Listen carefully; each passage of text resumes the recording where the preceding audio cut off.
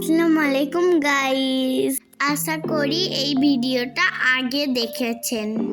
বৃষ্টির দিনে আমাদের এইভাবেই খিচুড়ি বানানো হয়। চলুন দেখে আসি কেমন করে বানানো হয়। ও হ্যাঁ, আগে লাইক অ্যান্ড সাবস্ক্রাইবটা করে দিন। চলুন শুরু করা যাক। প্রথমে একটা হাঁড়িতে রিফাইন তেল দিয়ে দেবো আর দুটো পেঁয়াজ দিয়ে দেবো। ভালো করে নেড়ে চেড়ে ভেজে নেব। 4-5টা গোটা এলাচ দিয়ে দেব।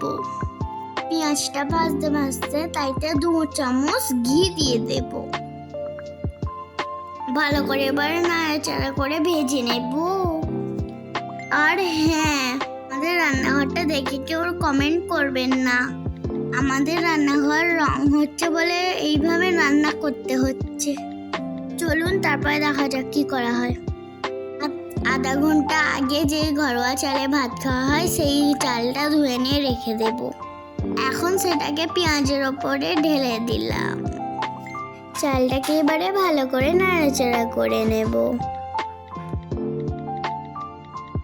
চালটা হালকা হালকা ভাজা হয়ে যাবার পরে আগের দিনকে ভিজিয়ে রাখা ছোলার ডালটা ভালো করে ধুয়ে এইটা ঢেলে দেব। জল ছেঁকে ভালো করে ঢেলে দেওয়া হচ্ছে।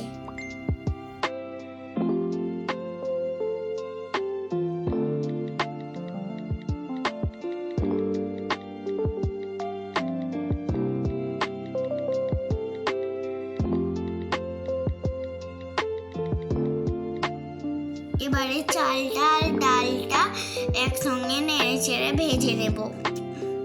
বেশি না, হালকা করে নইলে ভাতটা নরম হবে না।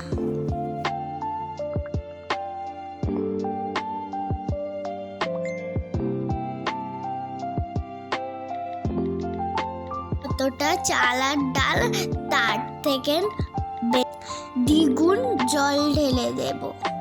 জলটা দিয়ে নাড়াচাড়া করে চাপা দিয়ে দেব।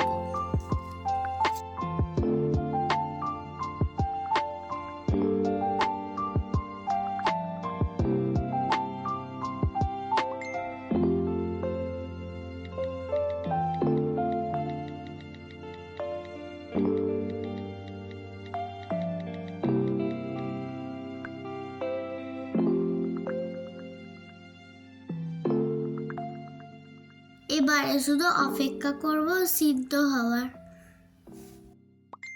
যতক্ষণ ভাতটা হচ্ছে এদিকে আমরা আলু ভেজে নেব।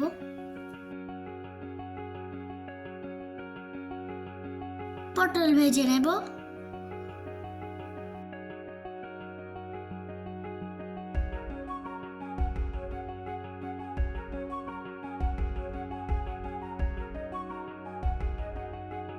আর বেগুন। কে বেগুন ভাজা খেতে ভালোবাসো শেষে কমেন্ট করে জানাও। এবারে একটু মাংসর বুনা করে নেব।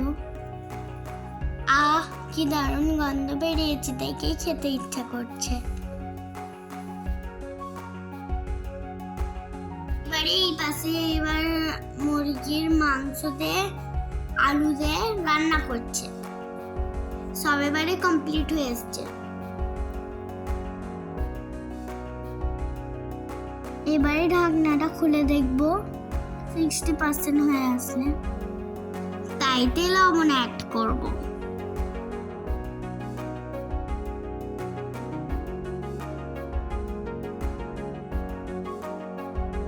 নেড়ে চেড়ে তাইতে পরিমাণ মতন সুগার অ্যাড করব। যারা বেশি মিষ্টি খান তারা আরেকটু বেশি করে সুগার দেবেন। আমরা তো একটু বেশি মিষ্টি খাই, ওই কারণে একটু বেশি করে সুগার দিলাম। এবারে নাড়াচাড়া করে নেব। গ্যাসটা লো ফ্লেমে করে ঢাকনাটা বন্ধ করে রেখে দেব। এবারে আস্তে আস্তে হতে দেব 100% সিদ্ধ হয়ে যাওয়ার। তো দেখতেই পাচ্ছেন আমাদের রান্নাটা হয়ে গেছে। কেমন লাগলো ভিডিওটা লাইক করে দেবেন। ততক্ষণ আমরা খাই, আবার অন্য কোনো ভিডিও নিয়ে আপনাদের সাথে কথা হবে। বাই।